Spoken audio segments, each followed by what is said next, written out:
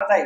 त्यासोबत निवडणूक आयुक्तांची नेमणूक कोण करतात? राष्ट्रपती करतात. नेहमी लक्षात ठेवायचं, निवडणूक आयुक्तांची निवड कोण करतात? राष्ट्रपती करतात. निवडणूक आयोगाचे स्वतंत्र जपले जावे म्हणून मुख्य निवडणूक आयुक्तांना सहजासहजी अथवा एखाद्या राजकीय कारणावरून पदभ्रष्ट केले जात नाही. लक्षात ठेवा, निवडणूक आयुक्त जे असतात, निवडणूक आयुक्त, त्यांना त्यांच्या पदावर सहजासहजी किंवा कोणत्याही राजकीय कारणास्तव आपण त्यांना सहजासहजी काढू शकत नाही किंवा पदभ्रष्ट करू शकत नाही.